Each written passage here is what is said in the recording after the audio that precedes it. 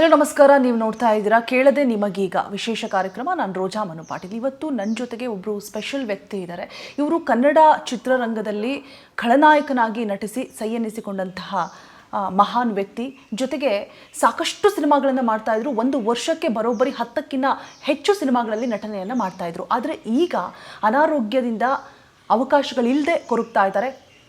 ಬಹುದೊಡ್ಡ ಕ್ಯಾನ್ಸರ್ ಅನ್ನುವಂತಹ ಮಹಾಮಾರಿ ಬೆನ್ನತ್ತಿದ್ರೂ ಕೂಡ ಕಾನ್ಫಿಡೆಂಟ್ ಆಗಿದ್ದಾರೆ, ಕುಗ್ತಾ ಇಲ್ಲ. ನನ್ನ ಜೊತೆಗೆ ನನ್ನ ಕನ್ನಡ ಇಂಡಸ್ಟ್ರಿ ಇದೆ, ಕಲಾವಿದರಿದ್ದಾರೆ ಅನ್ನುವಂತಹ ಭರವಸೆಯೊಂದಿಗೆ ದಿನಗಳನ್ನು ದೂಡ್ತಾ ಇದ್ದಾರೆ. ಸೊ ಬೇರೆ ಯಾರೂ ಅಲ್ಲ, KGF ಚಾಚಾ ಹರೀಶ್ ರಾಯ್ ನನ್ನ ಜೊತೆಗಿದ್ದಾರೆ. ಬನ್ನಿಯವ್ರನ್ನ ಕಾರ್ಯಕ್ರಮಕ್ಕೆ ಮೊದಲನೇದಾಗಿ ಸ್ವಾಗತ ಮಾಡೋಣ. ಸರ್ ನಮಸ್ತೆ. ನಮಸ್ತೆ. ಹೇಗಿದ್ದೀರಾ? ಈ ಹೇಗಿದ್ದೀರಾ ಪ್ರಶ್ನೆಗೆ ಖುಷಿಯಾಗಿರ್ತೀನಿ, ನೋವಲ್ಲಿರ್ತೀನಿ, ಧೈರ್ಯವಾಗಿಯೂ ಇರ್ತೀನಿ. ಒಂದೊಂದು ದಿನ ಒಂದೊಂದು ವೇರಿಯೇಷನ್. ಆದರೂ ಒಂದು ಮತ್ತು ನಾನು ಖುಷಿಯಾಗಿಯೂ ಇರ್ತೀನಿ, ಖುಷಿಯಿಂದಲೂ ಇರ್ತೀನಿ. ಯಾಕೆ ಅಂದರೆ ನನಗೆ ದೇವರು ಎಲ್ಲದರಲ್ಲೂ ನನ್ನನ್ನು ಕೈ ಹಿಡಿದವರು. ದೇವರು ಎಲ್ಲದರಲ್ಲೂ ನನ್ನ ಕೈ ಹಿಡಿದಿದ್ದಾರೆ. ನಾನು ಏನಿಲ್ಲದೆ ನನ್ನನ್ನು ನಟನಾಗಿ ಮಾಡಿದ್ದಾರೆ. ನಾನು ಏನಿಲ್ಲದೆ ಜೀವನವನ್ನು ಒಂದು ಒಳ್ಳೆ ರೀತಿಯಲ್ಲಿ ಮನುಷ್ಯ ಯಾವ ರೀತಿ ಬದುಕ್ತಾನೆ, ಒಂದು ಫ್ಯಾಮಿಲಿ, ಎಲ್ಲರಿಗೂ ಫ್ಯಾಮಿಲಿ ಸಿಗೋದಿಲ್ಲ, ನಿಜ ನಿಜ, ಎಲ್ಲರಿಗೂ ಮಕ್ಕಳು ಸಿಗೋದಿಲ್ಲ. ಇದೆಲ್ಲ ಸೃಷ್ಟಿಯಲ್ಲಿರ್ತದೆ. ಈ ಸೃಷ್ಟಿಯಲ್ಲಿ ನಾನು ಒಬ್ಬ ಚಿಕ್ಕ ಮನುಷ್ಯನಾಗಿ ನನಗೂ ದೇವರು ಎಲ್ಲ ಕೊಟ್ಟಿದ್ದಾನೆ.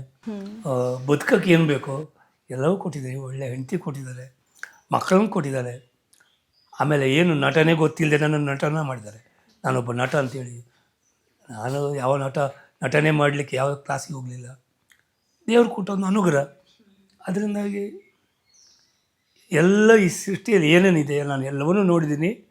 ಇದೊಂದು ನೋಡಬೇಕಿತ್ತು, ಕ್ಯಾನ್ಸರ್ ಎಂಬ ಒಂದು ಕಾಯಿಲೆಯನ್ನು ಎದುರಿಸುವಂಥದ್ದು. ಈಗ ಇದನ್ನು ನೋಡ್ತಾ ಇದ್ದೀನಿ. ಒಂದು ನಂಬಿಕೆ ಇಲ್ಲ, ನನ್ನನ್ನು ದೇವರು ಕಾಪಾಡ್ತಾನೆ. ನಾನು ಸತ್ಯ ಧರ್ಮದಲ್ಲಿದ್ದರೆ ನನ್ನನ್ನು ದೇವರು ಇದರಿಂದ ಗೆಲ್ಲಿಸ್ತಾರೆ. ನನಗೆ ನಿಜವಾಗ್ಲೂ ಹೇಳಬೇಕಾದ್ರೆ ನನಗೆ ಆಲ್ರೆಡಿ ಗೆಲ್ಲಿಸಿದ್ದಾರೆ. ಹೇಗೆ ಅಂದರೆ 3 ವರ್ಷ ಹಿಂದೆಯೇ ನನಗೆ ಕಾಯಿಲೆ ಅಂತ ಬಂದಾಗ ನಮ್ಮೊಬ್ಬರು ಯೂಟ್ಯೂಬರ್ ಗೋಪಿಗೌಡರು ಅವರು ಸಡನ್ನಾಗಿ ನೋಡಿ ಕೈಯಲ್ಲಿ ಫೈಲೆಲ್ಲ ನೋಡಿಬಿಟ್ಟು ನನ್ನನ್ನು ಆಫೀಸ್ ಕರ್ಕೊಂಡೋಗಿ ಅದ್ರ ಮೇಲೆ ಜನರಿಗೆ ಗೊತ್ತಾಗೋ ಮಾಡಿ ಅವತ್ತು ನನಗೆಲ್ಲರೂ ಸೆಲ್ಫಿಗೂ ನಿಂತಿದ್ದಾರೆ. ಇದೆಲ್ಲ ಗೊತ್ತಿಲ್ಲ ನನಗೆ ಹೇಗಾಯಿತು, ಹೇಗೆ ನಡೆದೋಯ್ತು ಅಂತ. ಅದು ಈಗ ಕಂಟಿನ್ಯೂ ಆಗಿದೆ. ಆವಾಗಲೂ ಒಂದು ಸಹಾಯ ಥರ ಬಂದು ಅದು ಕಂಟಿನ್ಯೂ ಆಗೋಯ್ತು. ಇವತ್ತೂ ಕೂಡ ನನಗೆ ಈ ಸ್ಥಿತಿಯಲ್ಲಿ ನಾನು ಅಂದರೆ ಮತ್ತೆ ಈ ಥರ ಆಗ್ತದೆ ಅಂತ ಗೊತ್ತಿರಲಿಲ್ಲ.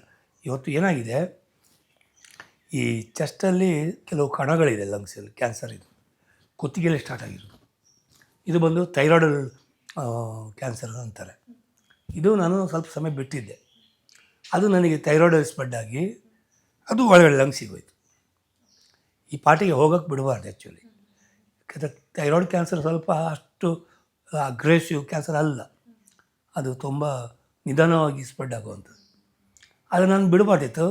ನನಗೆ ಅದು ಆಪರೇಷನ್ ಮಾಡೋ ಟೈಮ್ ಅದು ಗೊತ್ತಾಗಲಿಲ್ಲ, ಬೇಗ ತೋರಿಸ್ಬೇಕು ಅಂತ. ಸೊ ಅದು ಥೈರಾಯ್ಡ್ ಮೇಲೆ ಥೈರಾಯ್ಡ್ ತೆಗೆದುಬಿಟ್ರು. ಈಗ ಥೈರಾಯ್ಡ್ ಇಲ್ಲ.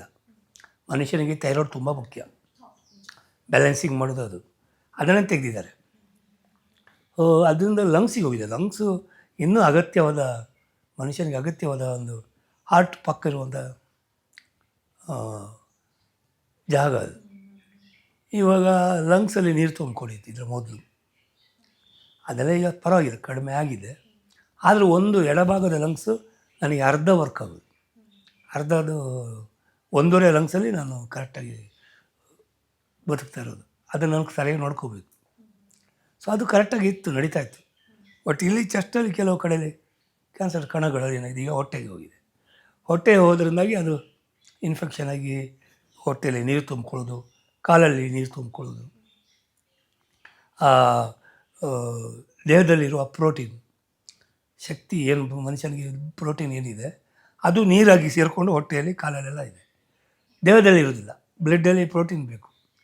ಪ್ರೋಟೀನ್ ಕಮ್ಮಿ ಆಗಿಬಿಟ್ಟು ಈಗ ಈ ಥರ ಪ್ರಾಬ್ಲಮ್, ಜಾಸ್ತಿ ನಡೆಯೋಕ್ಕೆ ಆಗೋದಿಲ್ಲ. ಸೊ ಅದು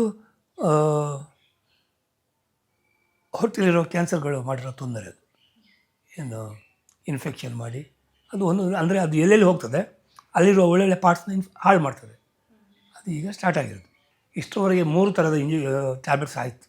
ಮೊದಲು ನಡೆದ ಟ್ಯಾಬ್ಲೆಟ್ಸಿಗೆ ಮೊದಲು ಸ್ಟಾರ್ಟ್ ಆದದ್ದು ಬೇರೆ ಟ್ಯಾಬ್ಲೆಟ್. ಅದು 1 ವರ್ಷವರೆಗೆ ಇರ್ತದೆ. ಆಮೇಲೆ ಅವುಗಳು ಈ ಮಾತ್ರೆ ಒಂದೇ 1 ವರ್ಷ ಕೊಟ್ಟರೆ ಕ್ಯಾನ್ಸರ್ ಕಣಗಳಿಗೆ ಸಾಕಾಗೋದಿಲ್ಲ. 1 ವರ್ಷ ಸುಮ್ಮನೆ ಇರ್ತದೆ, ಗುಣ ಆಗ್ತಾ ಬರ್ತದೆ. ಆಮೇಲೆ ಮತ್ತೆ ತಿರ್ಗಾ ಸೇಮ್ ಮೆಡಿಸಿನ್ ಅಲ್ವಾ, ಅವುಗಳು ಮತ್ತೆ ಚೂರ್ಕೊಳ್ತದೆ. ಆಮೇಲೆ 2ನೇ ಮೆಡಿಸಿನ್ ಸ್ಟಾರ್ಟ್ ಆಯಿತು. ಸೇಮ್ ತಿರ್ಗಾ ಈಗ ಅದು ಹೇಳಿಲ್ಲ, ಈ ಹೊಟ್ಟೆಗೆ ಸ್ಪ್ರೆಡ್ ಆಗಿದ್ದು 2ನೇ ಮೆಡಿಸಿನು ಪವರ್ ಕಮ್ಮಿ ಆಗುತ್ತೆ ದೇಹಕ್ಕೆ. ಈಗ 3ನೇ ಮೆಡಿಸಿನ್ ಏನು ಕೊಡ್ತಾಯಿದ್ದಾರೆ, ಡೋಸೇಜ್ ಜಾಸ್ತಿ, ಓಕೆ. ಅದು ಈಗ ಕೊಟ್ಟಿದ್ದಾರೆ. ಹೊಟ್ಟೆಯಲ್ಲಿರೋದು ಕಣಗಳು ಕಮ್ಮಿ ಆಗಲಿ, ಅದರ ಪವರ್ ಕಮ್ಮಿ ಆಗಲಿ ಅಂತ. ಬಟ್ ಈಗ ಅಷ್ಟು ಬೇಗ ಕಮ್ಮಿ ಆಗ್ತಾಯಿಲ್ಲ, ನೀರು ಕಮ್ಮಿ ಆಗಬೇಕು. ಆಮೇಲೆ ಏನಂದರೆ ಈಗ 3ನೇ ಮಾತ್ರೆ ಏನು ನಡೀತಾ ಇದೆ, ಹೈ ಪವರು, ಸೈಡ್ ಎಫೆಕ್ಟ್ಸ್ ಜಾಸ್ತಿ. ಕಾಲಲ್ಲಿ ಗಾಯ ಆಗೋದು, ನಾಲಿಗೆಲ್ಲ ಗಾಯ ಆಗುತ್ತೆ, ತಿನ್ನಲಿಕ್ಕೆ ಆಗೋದಿಲ್ಲ, ಇದೆಲ್ಲ ಒಡೆದೋಗೋದು, ಕಾಲು ಸುತ್ತೆಲ್ಲ ಎಲ್ಲ ಆಟೋಮೆಟಿಕ್ ಗಾಯ ಆಗ್ತಾನೆ ಇರ್ತದೆ. ಎಲ್ಲಕ್ಕಿಂತ ಹೆಚ್ಚಾಗಿ ಈ ಮಾತ್ರೆ ಪವರ್ ಜಾಸ್ತಿ ಆದಾಗ ಸ್ವಲ್ಪ ಕಿಡ್ನಿದು, ಲಿವರ್ ಎಲ್ಲ ಫಂಕ್ಷನ್ಗಳು ಹೆಚ್ಚು ಕಮ್ಮಿ ಆಗ್ತದೆ. ಕಿಡ್ನಿನಲ್ಲಿ ಫಂಕ್ಷನ್ ಚೇಂಜ್ ಆದಾಗ ಬಿಸಿಯಾಗಿರ್ತದೆ, ಏನು ಹೊಟ್ಟೆಯಲ್ಲಿ ಪ್ರಾಬ್ಲಮ್ ಸ್ಟಾರ್ಟ್ ಆಗ್ತದೆ. ಗ್ಯಾಸ್ಟ್ರಿಕ್ಕು, ಲೂಸ್ ಮೋಷನ್ನು, ಪ್ರತಿಯೊಂದು ದೇಹದಲ್ಲಿ ಶಕ್ತಿಗಳೇ ಕಮ್ಮಿ ಆಗಿಬಿಡ್ತದೆ. ಟ್ಯಾಬ್ಲೆಟ್ಸ್ ಇದು ಸೈಡ್ ಎಫೆಕ್ಟ್. ಇವಾಗ ಅದಾಗ್ಬಿಟ್ಟು ಹಾಸ್ಪಿಟ್ಲಿಗೆ ಸೇರಿದ್ದು, ಕಿಡ್ನಿ ಫಂಕ್ಷನ್ ಎಲ್ಲ ಉಲ್ಟಾ ಆಗಿತ್ತು. ಅದನ್ನು ಸ್ವಲ್ಪ ಸರಿ ಮಾಡಿ ಮತ್ತೆ ಕಿದ್ವಾಯಿ ಹಾಸ್ಪಿಟ್ಲಿಗೆ ಹೋಗಿ, ಸೊ ಈಗ ಏನು ಹೇಳ್ತಿದ್ದಾರೆ ಡಾಕ್ಟರ್ಸು, ಟ್ಯಾಬ್ಲೆಟ್ಸ್ಗಿಂತ ಒಂದು ಬೇರೆ ಇಂಜೆಕ್ಷನ್ ಇದೆ, ಅದನ್ನು ನಾವು ಇದಕ್ಕಿಂತ ಅದನ್ನು ಕೊಟ್ಟು ಬೇಗ ನಿಮ್ಮನ್ನು ರಿಕವರ್ ಮಾಡೋದು ಒಳ್ಳೆಯದು. ಹೀಗೆ ಬಿಟ್ಟಲ್ಲಿ ನಿಮ್ಮ ಆರೋಗ್ಯಕ್ಕೂ ಒಳ್ಳೆಯದಲ್ಲ, ಸೈಡ್ ಎಫೆಕ್ಟ್ ಜಾಸ್ತಿ. ಸೊ ಈ ಒಂದು ಇಂಜೆಕ್ಷನ್ ಇದೆ, ಇದನ್ನು ನಾವು ಟ್ರೈ ಮಾಡುವ ಅಂತ ಹೇಳಿ ಈಗ ಪ್ಲ್ಯಾನ್ ಮಾಡಿದ್ದಾರೆ ಡಾಕ್ಟರು. ಸೊ ಬಟ್ ಏನಂದರೆ ಈ ಇಂಜೆಕ್ಷನ್ ತುಂಬ ಕಾಸ್ಟ್ಲಿ. ಒಂದು ಇಂಜೆಕ್ಷನ್ ಬಂದು 3,55,000 ಒಂದು ಇಂಜೆಕ್ಷನ್. ಆ ಥರದ್ದು 3 ಇಂಜೆಕ್ಷನ್ ಫಸ್ಟ್ ತೊಗೋಬೇಕು. ಅಂದರೆ 21 ದಿನ ಅಂತ ಬಿಟ್ಟು ತಗೊಳ್ಳುವಂಥದ್ದು. ಒಂದು ಸೈಕಲ್ ಬಂದು 3 ಇಂಜೆಕ್ಷನ್. ಇದು ನಾವು ನೆಕ್ಸ್ಟು ಕಂಟಿನ್ಯೂ ಮಾಡಬೇಕು. ಎಷ್ಟರವರೆಗೆ ಕಂಟಿನ್ಯೂ ಮಾಡ್ಬೋದು, ಒಂದು 17 ಆಗ್ಬೋದು, 20 ಆಗ್ಬೋದು, ಡಿಪೆಂಡ್ ಆಫ್ ನಿಮ್ಮ ದೇಹ ಅಂತ. ನಿಮ್ಮ ದೇಹ ಎಷ್ಟು ಮಟ್ಟಿಗೆ ಸ್ವೀಕರಿಸ್ತದೆ ಅದ್ರ ಮೇಲೆ ನಿಮ್ಮ ಇಂಜೆಕ್ಷನ್ಗಳು ಬೇಕಾಗ್ಬೋದು, ಕಮ್ಮಿ ಆದರೂ ಆಗ್ಬೋದು. ಇದನ್ನು ತುಂಬ ಒಳ್ಳೆಯದೇ ರಿಪೋರ್ಟ್ ಜಾಸ್ತಿ ಇರೋದು, ಪ್ರಾಬ್ಲಮ್ ಆಗೋದಿಲ್ಲ. ಇದನ್ನೇ ಟ್ರೈ ಮಾಡುವಂತ ಈಗ ರೆಡಿ ಮಾಡ್ತಿದ್ವಿ. ಬಟ್ ಅದೇ ಈಗ ಥೈರಾಯ್ಡ್ ಇಲ್ಲ ಅಲ್ವಾ, ಆ ಥೈರಾಯ್ಡ್ ಲೆವೆಲ್ ಕರೆಕ್ಟಾಗಿರ್ಬೇಕು. ನನಗೆ ಈ ಇಂಜೆಕ್ಷನ್ ಟ್ರೀಟ್ಮೆಂಟ್ ಸ್ಟಾರ್ಟ್ ಮಾಡಬೇಕಂದ್ರೆ 2-3 ಸರಿ ಆಯ್ತು, ಈಗ ವಾಪಸ್ ಬಂದಿದ್ದೇನೆ. ಅದಾದಮೇಲೆ ಡಾಕ್ಟರ್ಸ್ ಕೂಡ ಒಂದು ಸರಿ ಆದ ಇದು ಏನು ಸೈಕಲ್ ನಡೀತಿರ್ತದೆ ಟ್ರೀಟ್ಮೆಂಟ್, ನಿಲ್ಲಬಾರ್ದು ಮಧ್ಯದಲ್ಲಿ. ಸ್ವಲ್ಪ ನಿಮ್ಮ ಇಂಡಸ್ಟ್ರಿಯಲ್ಲಿ ಹೆಲ್ಪ್ ಕೇಳಿ, ಆದಷ್ಟು ಸ್ವಲ್ಪ ಪ್ರಿಪೇರ್ ಆಗಿರಿ. ಯಾವಾಗ ಎಷ್ಟು ಖರ್ಚು ಬರುತ್ತೆ ಹೇಳಕ್ಕೆ ಸಾಧ್ಯ ಇಲ್ಲ. ಇದು ಅಷ್ಟು ಗೊತ್ತಿಲ್ಲ ಮುಂದೆ ಹೆಂಗೆ ಏನು ಅಂತ. ಕ್ಯಾನ್ಸರ್ ಇರೋದು ಹೌದು ಅನ್ನೋದು ಆದಮೇಲೆ ಅದು ನೀವು ಗುಣ ಆಗಿದೆ ಎಂಬುದು ಪ್ರೂವ್ ಆದಮೇಲೆ ನಾವು ನಿಮ್ಮನ್ನು ಫ್ರೀಯಾಗಿ ಬಿಡ್ಬೋದು.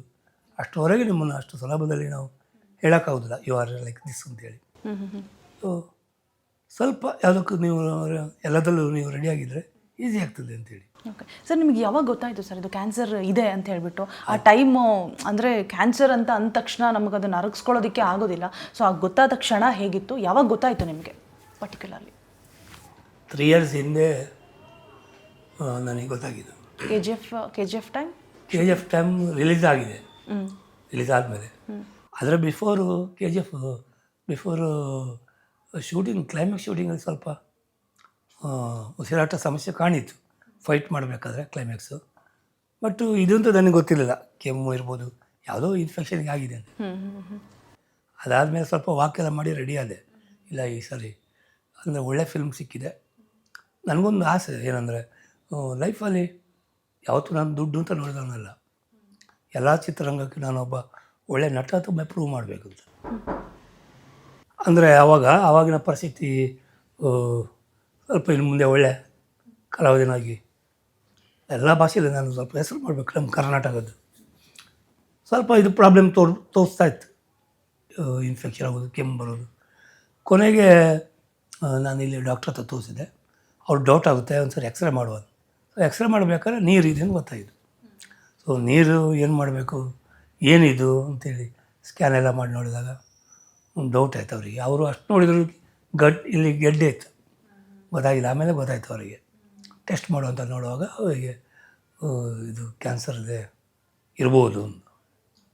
ಫಸ್ಟಿಗೆ ಒಮ್ಮೆ ಅಲ್ಲ ಅಂದರು, ಅದು ಬೇರೆನೇ ಇರಬೇಕು. ಸ್ವಲ್ಪ ಖುಷಿಯಲ್ಲಿದ್ದೆ. ಒಂದು 2 ದಿನ ಬಿಟ್ಟು ತಿರ್ಗಿಲ್ಲ ಇದು ಕ್ಯಾನ್ಸರೇ. ಓ ಏನು ಹೇಳ್ತೀವಿ, ಎಲ್ಲ ಜೀವನದೊಂದು ಫ್ಲ್ಯಾಶ್ ಬ್ಯಾಕ್ಗಳು ಬಂದೋಯ್ತು. ಹೇಗೆ ಸಿನಿಮಾದಲ್ಲೆಲ್ಲ ಆ್ಯಕ್ಟ್ ಮಾಡಿ ಕ್ಯಾನ್ಸರ್ ತೋರಿಸ್ತೀವಿ ಈಸಿಯಾಗಿ, ನನ್ನ ಜೀವನಕ್ಕೆ ಈಗ ಬಂತಲ್ಲ. ಸರಿ ಮಗ ನೆನ್ಪು ಬರ್ತಾರೆ, ಸರಿ ಮನೆ ಹೆಂಡ್ತಿ ಮಿಸ್ಸಸ್ ನೆನ್ಪು ಬರ್ತಾರೆ. ಇವರಿಗೆಲ್ಲ ಯಾರು ದಿಕ್ಕು? ತಪ್ಪು ಮಾಡುವಾಗ ಅಜಾಗ್ರತೆ ಮಾಡುವಾಗ ಒಬ್ಬರೇ ಮಾಡ್ತೀವಿ, ಅನುಭವಿಸುವಾಗ ನಮ್ಮಿಂದ ಎಷ್ಟು ಜನ ಅನುಭವಿಸ್ತಾರೆ ನೋವು. ನನಗಿದೊಂದು ದೊಡ್ಡ ನೋವು. ಏನು ಇವರೆಲ್ಲ ಏನಕ್ಕೆ ಅನುಭವಿಸ್ಬೇಕು? ತಪ್ಪಲ್ವಾ? ಏನು ಮಾಡೋದು ಇದನ್ನು? ಹೇಗೆ ಸರಿ ಮಾಡೋದು? ಎಲ್ಲಿಂದ ಸರಿ ಮಾಡಲಿ? ಅದಾದಮೇಲೆ ಕಿದ್ವಾಯಿ ಹಾಸ್ಪಿಟ್ಲಿಗೆ ಹೋದೆ.